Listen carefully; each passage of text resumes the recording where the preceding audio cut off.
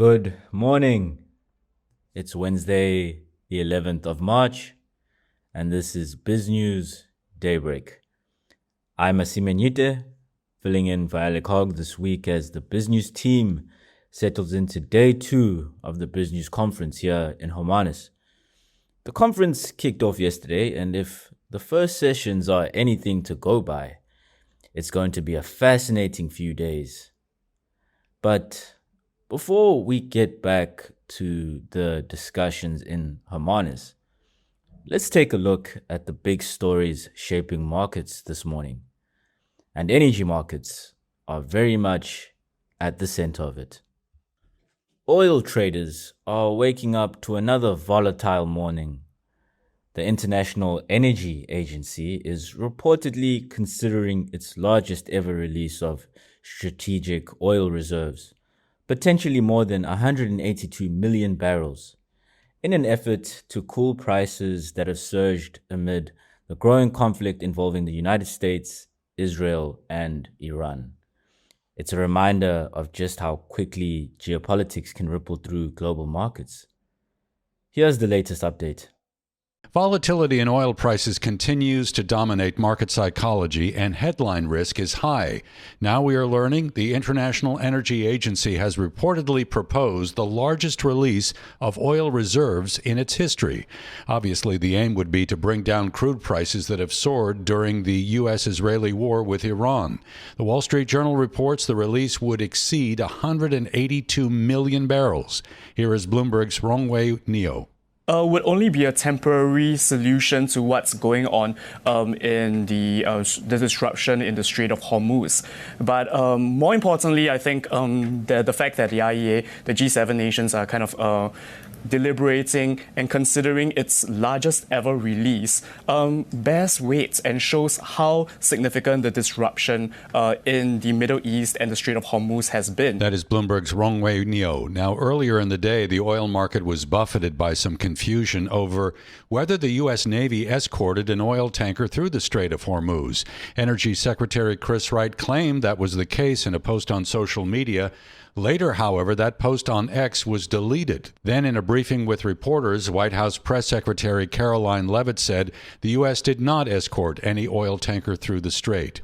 I was made aware of this post. I haven't had a chance to talk to the Energy Secretary about it directly. However, I know the post was taken down pretty quickly, and I can confirm that the U.S. Navy has not escorted a tanker or a vessel at this time, though, of course, that's an option the president has said he will absolutely utilize if and when necessary at the appropriate time. That was White House Press Secretary Caroline Leavitt. Separately, CNN reported Iran began laying mines in the Strait of Hormuz, and in response, President Trump said that if mines were placed and not removed, there would be military consequences for Iran. And then later, the U.S. Central Command said American forces eliminated 16 Iranian mine-laying boats and other vessels near the Strait of Hormuz. After the bell, Oracle posted quarterly cloud revenue above estimates, and the company also projected strong sales for fiscal 2027. And we got reaction from Anurag Rana of Bloomberg Intelligence. It's actually very clean numbers. I think the thing that sticks out most is capital expenditure is not going to go up. I think people are worried about a lot of these cloud providers adding to CapEx, so that's a good thing. With revenue slightly higher, capex remaining flat, the backlog is growing. So I think this is a good print from, multiple facets. Anurag Rana there from Bloomberg Intelligence. Shares in Oracle were up 9% in late U.S. trading. Meanwhile, back here in Hermanus, the tone from Washington has been, shall we say, fairly direct. Speaking at the Biz News conference, U.S. Ambassador Brent Bozell warned that American patience with the South African government may be wearing thin, particularly when it comes to Pretoria's stance on certain international issues.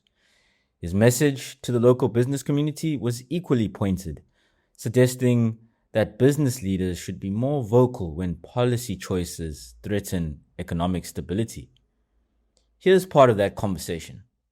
It feels like there's a moment of opportunity. And you would probably have 99% of the people in this room saying, yay. But what can be done by these people and the business tribe generally to grasp that opportunity, given the blockages that do exist? Well, what you learn when you arrive here, and I've only been here 3 weeks, three and a half weeks, is the complexity of the situation.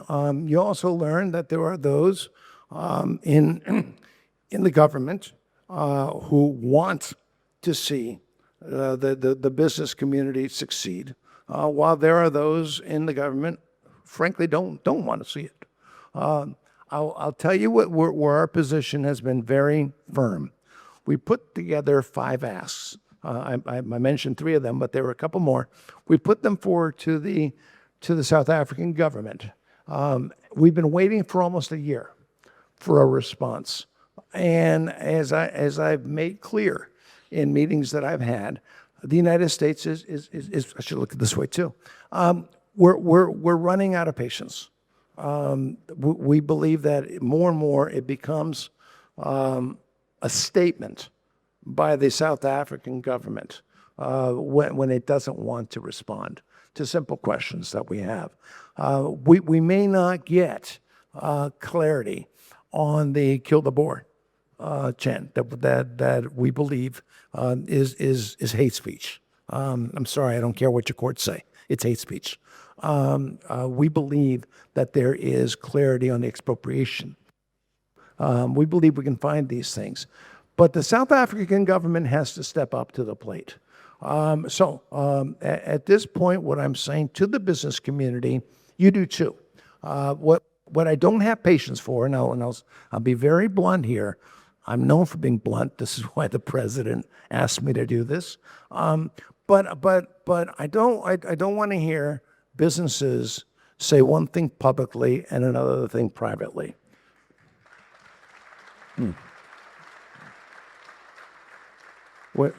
I want businesses who tell me privately that triple BEE is hurting them to say so publicly. I don't want them to feel fear from the government. There has to be that kind of outspokenness. Now, your organization clearly does that, or else you wouldn't be having this meeting. But I will urge you to be more outspoken. I think we are at perhaps an existential moment that none of us wanted. Nobody was looking for this situation to go in this direction. Things were going very, very well. But things have gone off course. So, the last part of it, I will say, when I spoke with the president, he had one mandate. It was so simple. He said, I want South Africa to become non-aligned once again. That's not too much to ask, non-alignment. And that's what he wants. He'll take non-alignment, not where we're going right now. That's a meandering answer. See, I'm a diplomat. That's a good answer. Yeah. It's a good answer. Non-aligned is something that I think everybody in this room would love to see. Also speaking at the conference yesterday was Eskom Chairman Mteto Nyati, who painted a picture of a country full of contradictions. On the one hand, Eskom has managed something that seemed almost impossible not long ago, a return to profit and, at least for now, the end of load shedding. On the other hand, Nyati argues that South Africa's projected 1.6% growth rate for 2026 is hardly something to celebrate. In his words, that's not really growth, it's survival. Take a listen. Charles Dickens opened A Tale of Two Cities with the words, "It was the best of times, it was the worst of times." If ever a line captured our nation in early 2026, this is it. We have ended load shedding properly for the first time in years. And yes, I've said it's just we're a few days short of a year, and it is properly. There's not going to be load shedding that's going to become.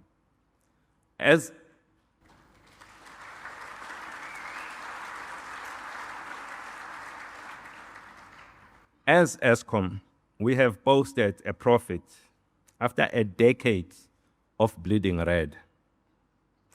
Inflation has been tamed, the rand has steadied, and for the first time in generation, we have had 4 quarters of positive GDP growth.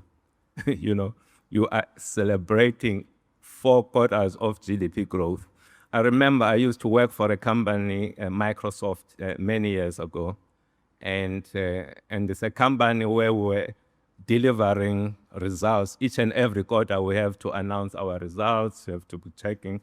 And if I were to be standing in front of my leaders there in Microsoft, being excited just for delivering 4 consecutive quarters of growth, they would fire me, actually. Because that is actually nothing. But given where we come from, we should be excited as South Africa. 4 quarters of positive GDP growth. These are not small wins. These are proof that capable leadership, discipline, and focus can turn the ship. Last year, our growth was only 1%, it was in fact below 1% year on year as a country. And the projection for 2026 is a modest 1.6% growth. This is not a growth rate, in my opinion.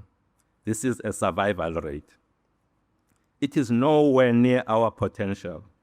We should be running this country at 4 to 6% sustained. We are not. And that disappoints me deeply. At this rate, we need another century to catch up to where we could have been yesterday. The GNU was a masterstroke of political pragmatism, a rainbow coalition born out of necessity. It brought us stability, but stability is not growth. The GNU has been cautious, incremental, and sometimes silent on hard conversations we need to have. You needed to have at least the DA and the ANC fighting and coming up with an agenda that is going to be helping this country to be growing. That did not happen. And I think we missed a great opportunity there. But that opportunity is not missed. We still can do that. We need to have one agenda for this country. Even it may mean a long hours of negotiation, coming up with one thing. What does it mean, national interest in South Africa? What does that mean? Even just having that discussion can help clarify where things should be going. We have not had that discussion. All we are hearing are people and parties criticizing each other. That's fantastic, great, but have the conversation. Have the conversation, confront each other, discuss, fight, but come out of those fights with a clear position that is going to be taking this country forward. Good news from Southern Africa. BizNews partner DCC Hotel Group showcases world-class hospitality across the region. We spotlight more than 100 carefully selected lodges supporting tourism, local communities, and conservation. Here in Hermanus, whale watching and coastal charm await. Your home for the BizNews Conference 2026. Meanwhile, the conflict in the Middle East continues to escalate. U.S. Defense Secretary Pete Hegseth has provided an update on what Washington is calling Operation Epic Fury, a military campaign aimed at overwhelming Iranian forces. According to the Pentagon today, has seen some of the most intense strikes inside Iran since the operation began, with officials saying the campaign will continue until the objective is fully achieved. Here's the latest. It's a laser-focused, maximum authority mission delivered with overwhelming and unrelenting precision.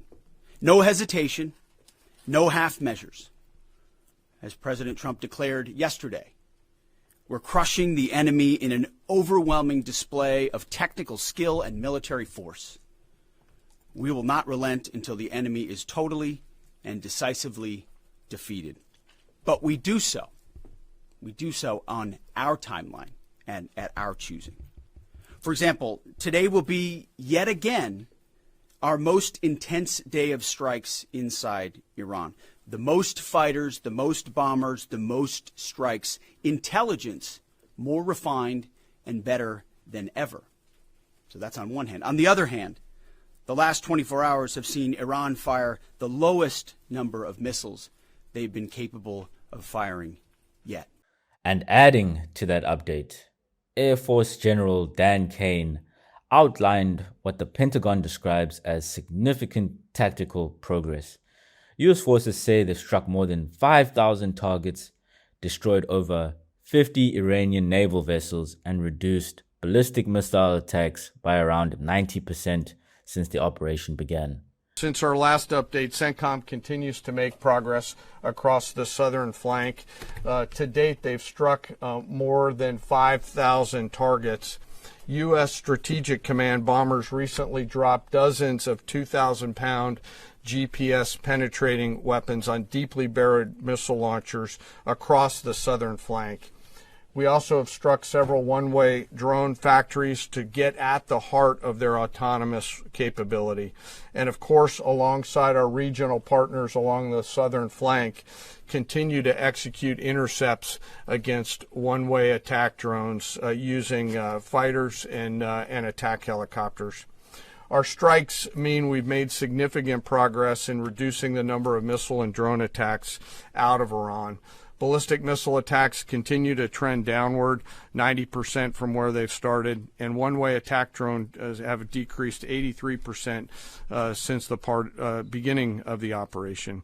A testament to our air defenders and our air defense systems, and as I said, our partners in the region continue to do great work as well.